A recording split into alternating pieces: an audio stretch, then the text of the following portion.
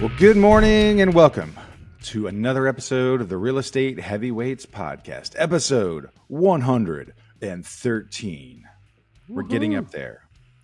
This will put pressure on me to go ahead and put out the interview for Joel Miller, which is 112. Luckily, interview editing is not quite as much as our normal interview because I don't put music and that's right. It's just pretty straight cut. You know, we do our intro, then we do the whole interview. I cut out an ocean's worth of ums and you knows. And then that's our big crutch. Those are our crutches. Ums and you knows, see right there. And then I will do the ending. So I do the beginning, cut out all the ums and you knows, and then I do the ending music. And that's pretty much it for an interview. So those don't take quite as long. So I'll get Joel Miller out. And hopefully by the time you're listening to this, it will be available. You should go back and check it out. We've talked about it a little bit. He wrote a book about real estate investing and renting.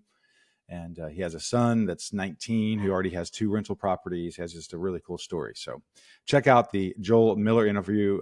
We also have some other interviews that have been recently very successful for us. We had Dennis Comstock from Builder Brigade, and that was a super fun interview. We've shown several videos on YouTube with him. He's got a great follow. If you're not following Dennis and the Builder Brigade on social, you really need to. He's got a lot of great insight into the building process, and just it's fun. It's entertaining. It's infotainment. I like to call it infotainment.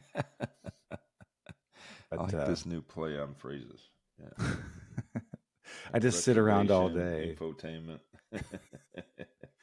Well, then that gets me in trouble because then when I misspell something on Instagram, you're like, he just must be using another word I don't even know about here. Yeah, no, exactly. I thought it was some new high educated word you're throwing out there. Nope, just autocorrect. So that's great. What's up, Tavis Westbrook? How are you? Doing well. We leads have been plentiful lately, so scrubbing deals. Looking at deals, we got, that North Garland property wrapping up. So we're finishing up the details on it, and it should go live this weekend. And pictures are scheduled for Friday at 1 p.m. So looking forward to that. I will be in the beautiful city of San Antonio, so I cannot do an open house for you. We'll have to find a good representative. Figure that one out. Sam Ramos, get back in the game. You're going to be our open house. I'm telling the people now, you're going to do an open house in Garland. So get your signs ready. Yeah. So I'm going to have to let him know. But so we got that one. And then we've got commercial property in Terrell. Still waiting to close it. And we had signed the amendment to extend up to this coming Friday. So hopefully that happens. But today's Wednesday, and I have not heard anything. Okay, and what is it extending for? This is a seller's got sellers got issues with. They're trying to negotiate some lien payoffs, and they've had time to do it. But the same attorney, I guess that this is hearsay, but the attorney that advised the sellers that they should sell the property is now holding up to sell the property by negotiating these payoffs. So. That's where we're at on that one. And then we have two closing next week. We got the Moldy House, which is a new challenge to go through those obstacles on it. I met the mold remediation certification company yesterday. They're not actually the people that do the work, but they're the they lab just print that the does certificate. they do the study and then they come back after the work's been done, and then they make sure that everything's been removed, and then they sign off on it and give a certificate. So learning some new stuff there. Just going through that process. I'd never been through one before. You've never been through an actual real remediation. That's the legit one. I've come in on the backside after it's been done. I've never been in one on the front end where it was this bad. So this would be cool because you'll be educated now, because a fair amount that these come through that one over on Montego that they're trying to push over on investors that has serious mold issues. and there's it can get very expensive very quickly. Mm. So people don't understand. I mean, that was the thing is, you know, it was disclosed that there was mold. It was never tested, but it's obvious that, I mean, Right. there's growth You going can on in smell here it. You can from see it. moisture. You can definitely smell it a Yeah. lot. Um, Mm.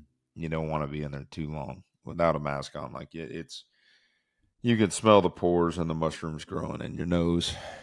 Mm. So Never it's good. it's one of those things. Um, That's not something but you want to have to put on your MLS yeah, listing. fortunately, it's not pure beam, right? Like if it was pure beam, you're just talking about a nightmare. There's one other house like this that I experienced 5, 6 years ago.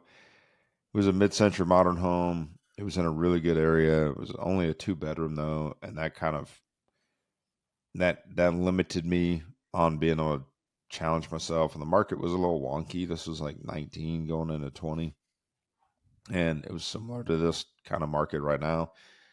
Didn't know what it was going to do, and knowing it was a mid-century and knowing that the house was completely covered in mold and had to be taken to the studs was like, holy crap, you Mm. know, like this is it's going to be a lot of work. So It's a lot. I ended up missing it. Somebody else got it. They ended up actually doing pretty well with it.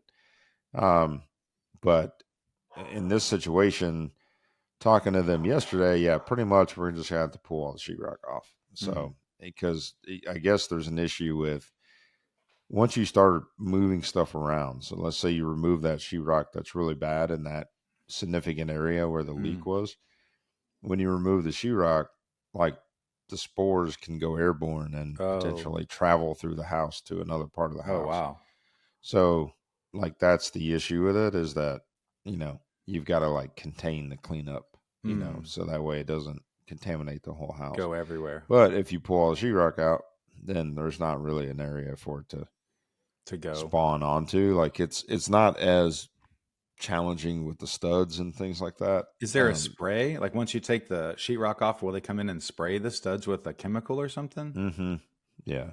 Yeah, Okay. there's a treatment there. But part of what you're paying for, it's similar to like plumbing, right? Plumbing, the most expensive thing with a sewer replacement is tunneling underneath the house and doing excavation. In this case, like if you're paying a mold remediation workforce company that is licensed to come in and like tear all this apart, you know, it can get very expensive because you're paying somebody just to come in here and do demo. In a And controlled, in a controlled environment, yeah. right? So, nevertheless, I think we got a system and a plan. Met with this, like I said, this lab certification company yesterday, and I think we got a game plan that's going to work and go forward with that. So, looking forward to at least starting that. But yeah, this Yeah. little house. I mean, fortunately, it's only like 1,300 square feet, Mm. but I mean, this house needs a lot of work. So we've got the, you know, the mold issue. We've got a roof. We've got fence. We've got windows. Fortunately, the electrical's already been done.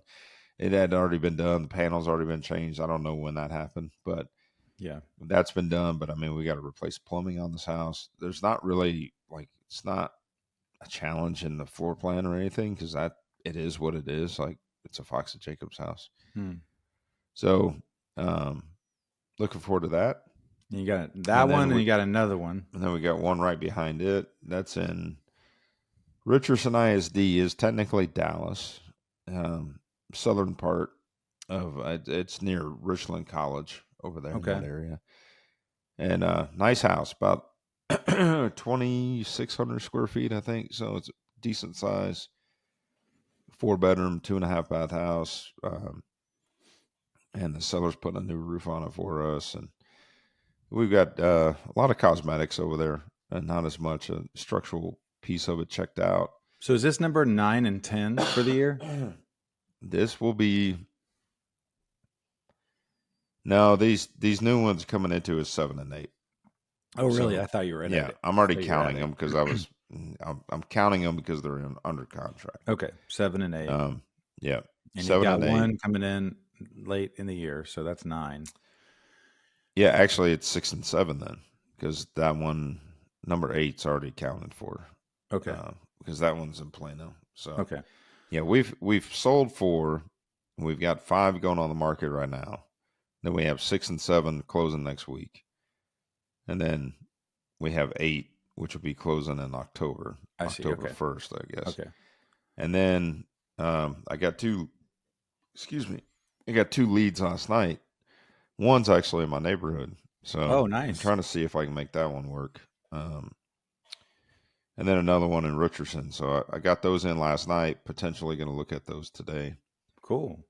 So we'll see how that goes. And then we had, a big monster that we looked at on Monday. It And I was a say monster monster. just because it was 5,200 square feet, and It's a lot it was with a a big seven backyard and a seven beautiful figure property. pool and Yeah, a really great outdoor entertainment area. yeah, And yeah, the guy who built it, he put so much thought into just every little corner of this house. He was so proud of it, and but they're at a phase in life where just big properties with a bunch of stairs and a bunch of maintenance is just not what fits him best right now. And he's trying to explore options as, okay, can I push the easy button and sell it to an investor? Do I, maybe list it? So I think, we were there a long time and tried to hear him.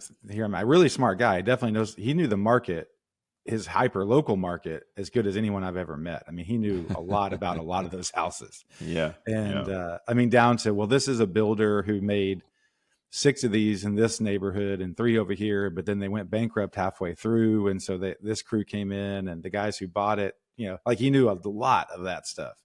yeah, And, yeah. but he was factoring a lot of that into, okay, this is why my house is worth this. And so Well, anyway, the good news was too, and this is important when you're either an investor or you got your real estate hat on, is knowing the comps, because he was drawing it on a just blank map that he drew out, right. Unit and I 5. knew exactly which ones he was Yeah. talking about because I had Mm-hmm. studied those and I had them in my sheet, Mm-hmm. so I knew exactly which ones they were when he was kind of pointing them out, and Yeah.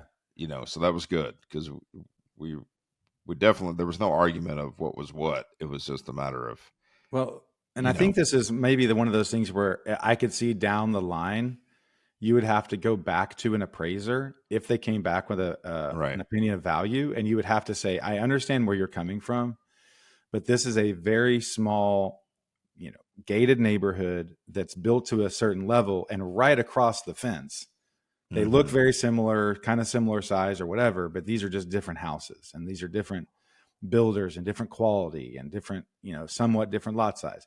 And you would have to really help them out, say, this is why these houses are not the same. And here's my comps over here. But the problem with that is it is such a small neighborhood. There's just not a whole lot of turnover. So Hmm. you're reaching for, okay, well, this one sold for this. But the problem though, you get into with that is, all the backstory.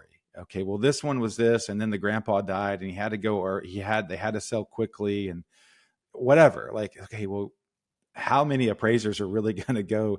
Yeah. Not only appraisers, but home buyers on the MLS that are just scrolling through houses in 3 months are going to know the backstory as to why yours is priced at the top of the market when there's 3 other ones around you that aren't, look pretty good and are $300,000 less or something. So Yeah. there was, we were definitely trying to.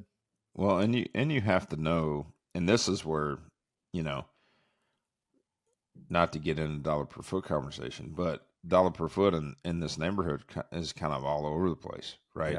Yeah, You had some because the stuff at sizes are so different. 300, you had stuff at you know 250 a foot, you had stuff at 220 a foot, like it was all Hmm. over the place. So this is where you really have to like compare apples to apples on the properties, and the best way to do this when you do get in a position where there is a potential challenge with an appraiser is you have to do what Ashton's talking about and spell this out when you know that an appraiser's booked to come to your property. You better get in front of it and send him all this data up front, because once an appraiser does their own research and confirms their own data and puts together their appraisal, you're not changing it. Like Mm, the challenge of them going back and changing it is almost impossible. mm, It's happened, but it's much worse to do it that way than try to catch it on the front end and just be very, diligent. Like, I mean, one thing I do when I'm the seller is I provide a, final estimate and detail, or a final detail and summary of the renovation I did. And again, we know he's not going to give me dollar for dollar, but it spells out exactly what I did to the property. It gives the detail, but it also gives the high level and shows, hey, we spent $64,000 on this house. We spent $120,000 on this house. Here's my data here. Here's the comps I used to arrive at my sales price, and it's within a half-mile radius. And here you go. And it's a cloud CMA, so you can see pictures and see inside pictures, and just send it. And all they ever say is thank you. Thank you for this information. Yeah. What they do with it is up to them. But knock on wood, I haven't had a challenge with an appraisal in a very long time. The other interesting part about this compared to, so I called an agent out of our office yesterday. I was at our class and we're doing a little calling blitz, a little 20-minute call some people in your database. And it was the day was B. So I started calling my B's. Because you started bold. Not yet. I'm just with this Seth and Launch. Okay, well, bold will do that to you too. Yeah. I know. So I'm getting ready for it. Well, and the good thing about this, little diversion. The nice thing about this class is I'm one of the more experienced agents in there because it's a combined class. These are brand new agents, and these are also agents that they have something going in their career, but they're just wanting to get some nice. You get some momentum, get your systems down. And there's still stuff that every time I'm in there, I learn. Yesterday he helped us log into our command, which is our not CMA, our CRM, our management system, customer management system. And I didn't know that I could easily sync my phone with command, and it just brought over all my contacts into command. And then you could go through and label them, and then you can email everybody if you wanted to. Like I was going to tell you about that. Like we got to do that for you because we could label all your old agents, we could load all your old clients or whatever, and you could just have them in there. And every once in a while, whoever you have an email for, email them, or we could get a VA to try to clean up your email and phone. But anyway, we'll get into that. Yeah. But the nice thing about this class is there's a lot of brand new agents, and I have been in this position before where I'm not going to sit here and not cold call, but it's your sphere. I'm not going to do this in front of people, oh no, God, no. But I felt bad for Seth, Seth's like, all right, we're going to do this, here we go. And like, no one's saying anything. And everyone's just kind of like staring at their phone to see if there's any dust on it. And so I just pick my phone up. I'm just start calling just to say, okay, this is how you do it. And it was good for me because like, I want to be a good example for all these people here who are new, and this is how you do it. And so, anyway, but one of the first B's was an agent that I'd worked. We had tried to put an offer in on a house, and he just happens to be a Dan Harker agent. And so I called him, said, hey, we've worked before on a property, just checking to see if you have anything that would be, something would be good for a cash offer. Someone needs to sell a little bit quicker. They're having a hard time selling, anything like that. He's like, well, actually I do have one. So it was a property up in Little Elm, and it's kind of the problem we were having with this one over in Frisco. It's a unique property. It's on 1 acre, and it backs up to El Dorado. Really cool house. And there's probably 10 of them along this little circle that you can see, like, okay, the same developer did all these, pretty similar. And so you have one or two that have transacted in the last 90 days or 180 days. You can get a decent idea. But when it comes down to knowing that that you could sell it in 3 months for $750,000, and we're going to put in 100 and it's going to sell, like, you just can't, it's really hard to come up with that price. And so then you just come to this idea of like, well, I have to dummy down my numbers so much that I'm going to offend you. I have to buffer an extra, whatever, 50,000 on the profit and another 50 on the reno just in case. And you're having to do that over in Frisco on a next level. And I guess the good thing about yours is it's going to, like, let's say ARV 1314, and mine was like ARV 750, just like my house over here. And we know that price level is hard right now because people are still financing but it's like the mortgage for that is really hard. But on yours, there's a good chance that that person's paying cash or a huge portion of cash. Like the Mm-hmm. person that's buying in that neighborhood most likely is a heavy down payment / cash buyer. And so I don't know, there's just a lot of factors that go into comping these. And then because I've tried to push you towards like, dude, let's do something, this would be a good one. This would be, and you're like, I don't know. I just kind of like North Garland that I can get it for 290 and let's go ahead and put 70 into it and sell it for 375 or what, 425, whatever it's going to be. It's like, okay, yeah. You start seeing like, yep, these are nice base hits. These are nice doubles. Let's just go for that. Well, yeah, you having a model that works, and that model's transitioned over the years based on demand and price points, etc. And right now I kind of say it's the George Bush belt, right? And I mean, I'm in Carrollton, I'm in Garland, I'm in Richardson, I'm in Plano. That seems to be where the opportunities fit the model the best lately, right? Well, and it's easy for you. And there's to other areas out there that work for other people, but part of it is convenience of where I live. Part of it's convenience where the trades are used to going and traveling. They were ready to kill me that time I had that one in Aubrey. Especially like the tile guys, because they were coming from, I think one of them lives in Greenville. Like, oh my gosh. Like, so, that's always a challenge, is trying to think through that sometimes on the systematic part of it. Pablo, who does my landscape, and then like once we get the project done, he's responsible to mow it. Well, that took 45 days to mow. And it was also in an HOA. Well, Pablo's coming from Garland to drive up there to mow it. Like he was ready to kill me. So, it's just thinking through that. But I mean, look, I think we have talked about the bigger returns, and again, this is it was a $7 million acquisition with a 6-figure return. And looks great. Not $7 million acquisition, 7-figure acquisition. Sorry, 7. Yeah, like whoa.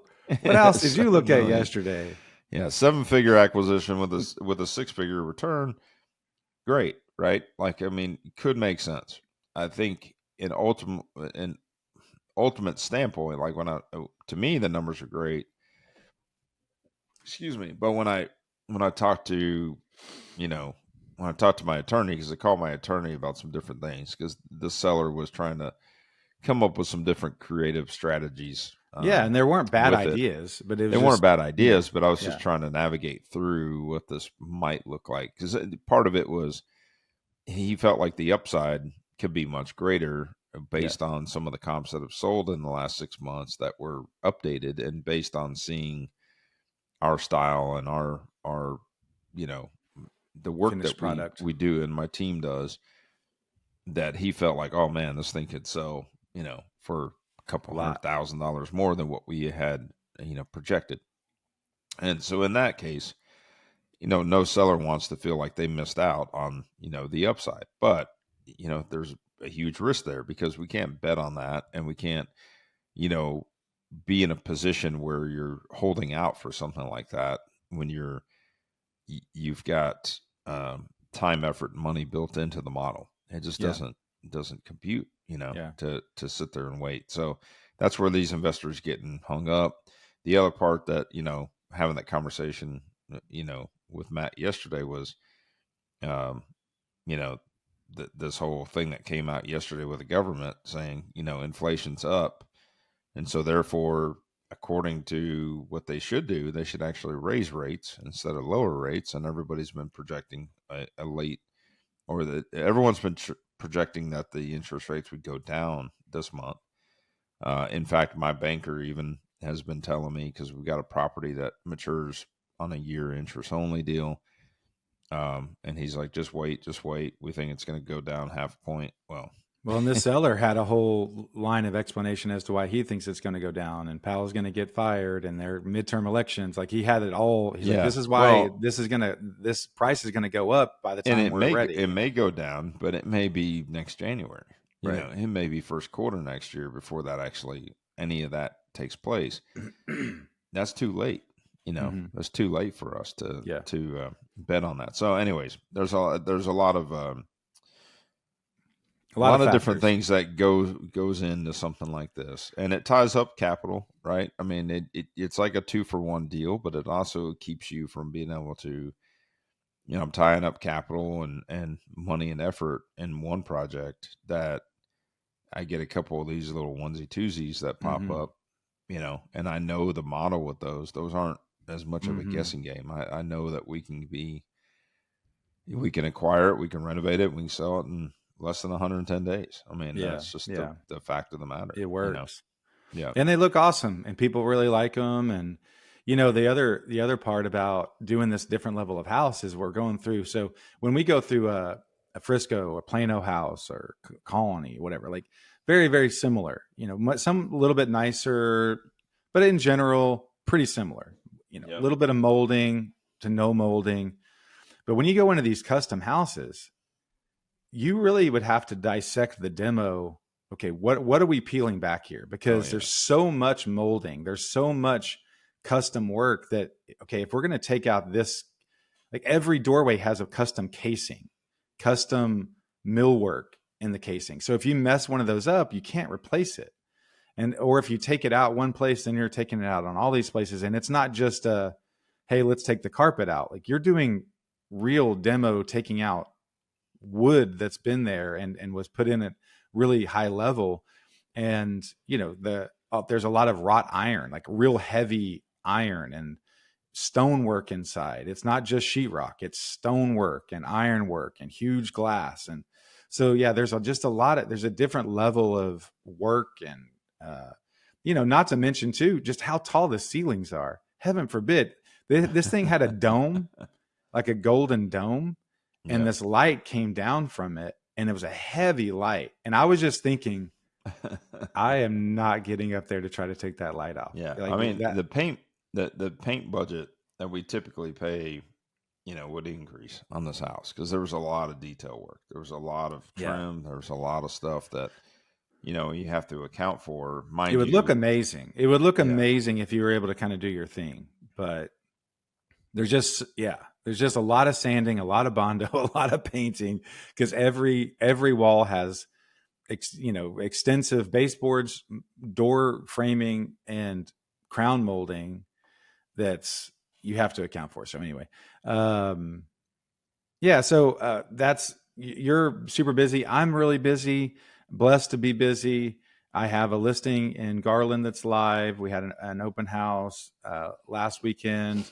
Our house is still for sale. We had really good turnout here, and I am I am a little bit of a predicament because we have this house that's for sale. It's been on for a while. We're chasing the market a little bit, just like two other people on our street. But the really cool thing happened was I I put out a bunch of tax information for people this year and helped people protest their property taxes and spent a ton of time doing the Do you research. know if any of that resulted in a tax deduction? Do you know if anyone actually? I know that one person did reach out and said, "Hey, they offered me a settlement, and it was less." Okay. And All I right. don't, I haven't had anyone reach out and say, "Hey, thank you so much. I saved, $300 a month." Nothing like that. Okay. Okay. But I mean, I could put something out on Facebook just as, "Hey, just curious, did anybody save on their property taxes?" I'm sure someone Sure. would And respond. this and to back up a minute, you marketed these people through a Facebook group for your Yeah, neighborhood. Is our that neighborhood correct? has a private Facebook group. Yep. Okay. Members only. And All right. so what I put out there was, hey, someone had asked, are there any realtors that can pull comps for the property tax? And we used to have Okay. several realtors that lived in our neighborhood. And this is another testament of just stay in the game, just keep trying, because Yep. we used to have several realtors that would respond to everything. And if someone put a bed out for trash, they just assumed they were moving and they would hit them up and all these things. Well, just kind of a series of things. People have moved away or whatever, maybe gotten out of the business. It seems like I may be the only agent in the neighborhood right now because Okay. nobody else responded. And so I'm like, yeah, I can do it. So then I started doing it for this person, this person, this person. And then a bunch of people ask. And so I Yeah. was really overwhelmed for a little while. And I ended up just kind of giving them all the Take your data. fair share. Well, and the thing, it spreads like wildfire, right? Like we always talk about one good contact or one client is worth five more, right? Yeah. So, I mean, you guys have a tight knit group over there. One thing that's nice about your neighborhood, versus like older neighborhoods where you have the alley and the driveway in the back, is you guys see each other and you get to meet neighbors from Yeah. parking in the front and saying, hello, Yeah. neighbor, and things like that because, there's a lot more interaction going in and out of your front door Yeah. than, Which, for instance, like me, there's neighbors that I've seen once in 3 yeah. years, Which because funny side story for that is, so, okay, I'll finish my first one. I sent yeah, out the yeah. tax stuff. Sorry. I got hit up by one of the neighbors that I sent tax to. He said, hey, we're thinking about moving. Would you want to talk to us about it? They were interviewing two other agents. I went over there last week. I was all nervous about not having this polished, shiny listing presentation. I called you. I talked to Seth, and you're like, just go. On my way down to Austin, I listened to this book called Full Fee Agent, and one of the concepts is like you're either the favorite or the fool. And I'm like, man, I may be the fool on this one. They may just be using me to get information, and like they already got somebody picked out and all this. So I went, actually, you know what probably helped me to listen to that book is I went into that thinking like, I don't really have this listing. They're using me to get information. They already have their friend picked out. They just want to check her price or whatever. So I went in very, very casual and not flippantly, but like I had printed out a few CMAs. I didn't print out anything else. I just went in and he wanted to sit down immediately. You would say, look, if they want to sit down, don't tour the house. So he said, hey, you want to sit down? I'm like, actually, let's check the house out. So we ended up touring the house for 20 minutes and they had done a lot of work in the backyard. Turns out he rides cutting horses and I had chosen to wear boots and jeans that day. That's just what I wear. And so that it just worked out. And then I was really almost in my home health, kind of casual home health where I'm just at the kitchen table, kind of kicked back listening. And he literally said, I'm going to tell you, if you'll just listen to me, if you'll just listen, you have a chance to get this listing. Other people who've been here have not seemed to really hear what I'm saying. And so I just turned my mouth off and listened to him talk, and it worked, and they had a great story. They're moving to Florida. They have a lot of reasons why they want one thing or another. They're not big on open houses, and it makes sense. Like when they explained all of it, I'm like, hey, great, we can do this. Well, so we have a whole plan together for I wanted to pause you real quick there because I think something just for our listeners out there and other agents out there that are, struggling, whether you're seasoned or not, what you did there by, taking the defensive mechanism out of it, right? Like immediately, hey, you want to sit down, right? You sit down and that's like, just dive into business. Mm-hmm. The way that you approached it by being able to see the home is one, you listen to them to tell you what they fell in love about the house with or what they love about the home. And so going through the home, think about how much conversation was had and how much you learned about them as an individual. Yeah. In a family and where they're going and how they're going just by general conversation, walking through the house and them telling you the stories. The same thing happened to us on Monday, walking with that other guy. Like we heard his whole life story before we ever even talked numbers, got into business. We were literally there 3 hours before we started. Now that's an anomaly. I don't recommend that for everyone. But that was a little different situation. It was just different situation. And it was a really big house, but that's yes, not normal. putting them first, and not in a manipulative way. I mean, it was just I used to do that with home health. You have to go in, you have to connect with these people. They're in a situation that they are not necessarily excited about being in, and they're curious about the process. They have a lot of questions. There's a lot of similarities, and they're getting to know you, right? Too. They're getting to know you. They see how you interact and what your conversations are, and just having, it's a 20-minute get to know you conversation. Yeah. Before you get into business, and so sometimes that can be extremely important. When you're trying to build rapport, and even more so, I think it's important even if you feel like you're gonna get the listing. I think that's a no-brainer, even if it's a direct referral. Yeah. But even more so in your case because you were competing, right?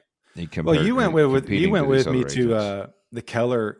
So I got the listing, by the way. I got the listing. It's going to be cool. We're going to actually put it on our private collection. Amazing. Yeah. Thank you. Now the predicament I'm in is I also have a house for sale on the same street that has been on the market for a while. Now their property is different. It's on the corner. It's a much bigger lot. They have a pool. They have a big side yard. They have parking along the side of their house, which all of those things I really think really affect the value and the desirability of that house. It's just how much more can we charge for that? And we're going to try to go fairly top of the market with them. We're trying, but what we're going to do is we're going to have it on private collection for a week or two. And I'm going to have a brokers open. I'm going to have you and Ben and Gene, hopefully, and Seth, and some people that I actually really trust their opinion of value. And Nilsa, some of those folks that I've interacted with up at the office that know the area, try to get them to come by and say, hey, would you just do me a favor and really try to give me an opinion of value on this? Mm-hmm. And then that way I can go back to the owners and say, hey, we had really good feedback. Actually, somebody has a buyer in mind. Like, this is going great.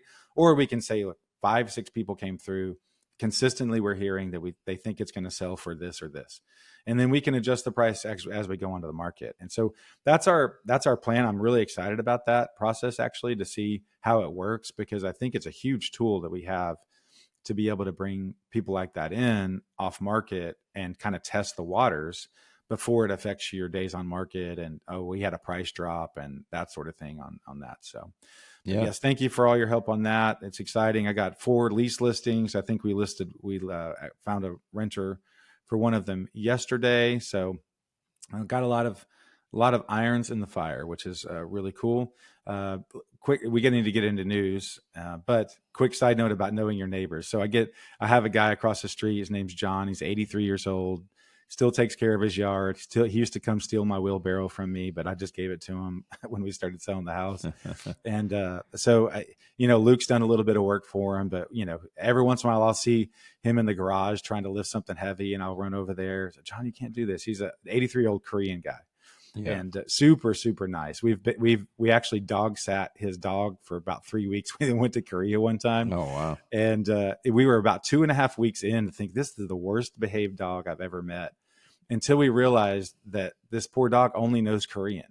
It doesn't know, stop, go, let's go outside. He would just sit there and look at us. And it was this little French bulldog. It's like, man, this is the dumbest dog I've ever met. And, so Romeo, so I got to see Romeo, and it's funny because John calls me Uncle Ashton for Romeo. So he comes and rings my doorbell yesterday, and he said, hey, do you think you or Luke could take me to, I bought a new mattress. I'm like, yeah, Luke's not here. I could take you, because I've gotten mulch before. He likes to use the truck. Right. And so, I could take you, let's go. So I clean out the truck. He comes and hops in, and he's like, well, it's a Cantoni Outlet, which is down by Jesuit. It was a ways away.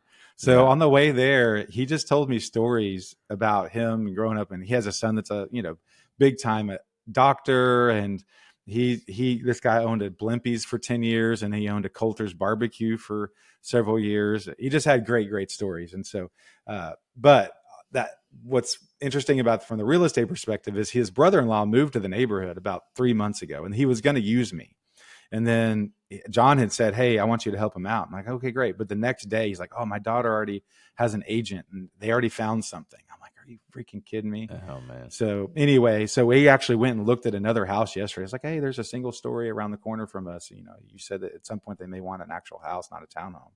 So we drove around there and looked at it, and I kind of planted the seed of like, hey, this is out there. So anyway, we'll see. But John's super nice guy, being neighborly, and it kind of got me back into my home health world of helping out 83-year-olds.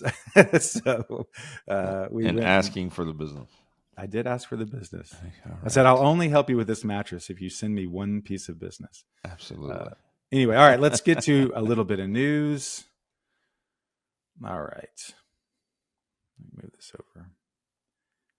We've talked a lot about renting lately, and I feel bad because maybe it's because I'm doing some rentals, but honestly, these are articles that are headlines in the Dallas Morning News.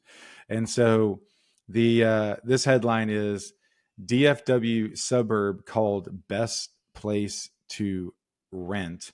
And this is a Collin County town, and it is McKinney. And so we make a lot of top lists. It's really weird. This and maybe it's just because it sells papers or something, but it's either Frisco's the best place to raise a kid for sports, or McKinney's the best place to, whatever, robotics. And then now it's McKinney's the best place to rent in America. Oh, and wow. they ranked high on affordability, which is kind of counter to a lot of what we're hearing. Mm-hmm. So it's funny to see these lists, but it's nice. We make headlines and it draws people to the area and makes it seem like we have a really good place to live, which we do. And I think they're taking into account not just houses, but apartments and the amenities that come with apartments. It said other DFW cities that made the top 50 were Plano, ranked number 11, Denton ranked number 33, and Fort Worth ranked number 38. Dallas came in at 57. Other cities in the top 10. So McKinney was number 1. Other cities in the top 10, and this will pander to our listeners in Austin who happen to be related to me. Austin came in at number 4. Shout out to the Austin and Round Rock crew. I went to Round Rock High School. So Austin was number 4. Round Rock was number 8. Wow. So the Hines family, Hines and Mick family, is representing on the top places to rent in Dallas, or in the United States. So that's kind of cool to see. Yeah. Then other article, Dallas Morning News, landlords poised to retake upper hand as apartment demand surges. Well, if you keep putting articles out there, it's the best place to rent, people are going to come to town to rent. Right. And they're going to absorb the inventory. And now the next article says landlords poised to retake upper hand as apartment demand surges. Like, did these landlords pay this survey to say this is the best place to rent?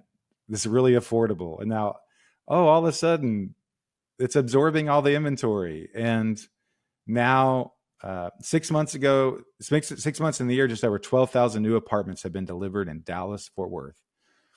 And 13,500 have been filled. So 12,000 apartment units have been created in the first half of this year. Wow. Just seems incredible. But so I guess they're saying that inventory is being absorbed and rent might be going up. So if you are a landlord, good for you. We were able to rent that one in North Dallas yesterday, $5,000 a month, 4-bed, right around 4,000 square feet with a pool. Very nice house. Brentfield Elementary, J.J. Pierce High School. Oh, yeah. So that was really nice area. Beautiful, beautiful neighborhood. But we've got, so the other three we have a $1,200, just 1-bedroom townhome condo. We've got I think one's $2,200 right down by Love Field. That's a really neat one. That's a 2-bedroom, original wood floors. The other thing that was highlighted when I was looking at that one the other day is it reminded me of when I was looking for the New Jersey couple. They were coming to town. They wanted a rental for nurses. They wanted to do a midterm for nurses. And a lot of those condos are actually converted apartments that just are not ideal for, they're just not ideal for storage or laundry and that sort of thing. And so you when you're walking through those condos in Dallas, old Dallas, you realize like this is just not the best layout, But this one we have down by Love Field is actually really cool. It'd be a great lock and leave midterm, actually, if it were for sale. Which I actually thought about mentioning that to Casey because I know they are interested in another midterm. This isn't too far from the airport. It's not too far from Oak Lawn and the medical district. It's kind of a nice area. And these are selling for around $300. And I think it would be a really nice midterm. But I'll have to find one and show it to them and see if they're interested. Also, according to the Dallas Morning News, DFW tops nation in new home permits. The region is approving permits at one of the fastest rates when compared to existing housing stock against the nation's largest metros. So not only do we have a lot of demand, but our cities are doing a really good job of processing permits and letting these builders get things out on the market. says DFW cities and counties authorized 71,000 new housing units in 2024. That's insane. I know Princeton is one of the cities that has actually put a moratorium on building permits. And I don't know, I have not read an article that says that they have taken that moratorium off. They were the fastest growing city in the country there for a little while. And they just put an actual paperwork stop to it. But still, DFW has one of the largest, fastest rates of building and building permits. And the median home price of DFW was just over $377,000, which we always say it's $440. So I don't know exactly what they're getting at on that. So another article here. So this is interesting. Mall talk. Were you a big mall guy growing up? Did you go hang at the mall with your hood rat friends? Yeah. Did you go to Spencer's and giggle? Well, it was a cheap place to go when you didn't have any money, even though you'd go to the mall and shop, right? You go to the mall and, check out the girls, have a corn dog. Girls, but you'd go low budget. You would window shop. You'd, go and pop into, your Orange Julius back in the day, or and then Chick-fil-A, you would dare each other to walk into Prada and then be offended when they didn't pay attention to you. Like, who do they think they are? Yeah. Or you go to the movies, you'd go to the mall, and then you would, watch a movie at the mall, that kind of thing. But yeah. I mean, it was one of those things you could do even in latter part of high school. And even as a young adult, I remember still like calling up my buddy and be like, hey man, let's go to the mall, and we were, 19, 20 at the time, but it was a way to kind of go low budget. And, if you did have a budget to go and shop, then you would go and, shop and see who you ran into and that kind of thing. But cool article here about the malls in Dallas. And after, of course, COVID put a huge stop on going to malls, but afterwards there was a COVID rebound. But this year it's leveled out a little bit, but there's still an increase in traffic. And so overall, indoor mall traffic has expanded in the nation has expanded 1.4%. Well, we scroll down and they actually break it down by mall in Dallas. And so North Park, which is our crown jewel of malls, it's great. It increased 2% in 2024.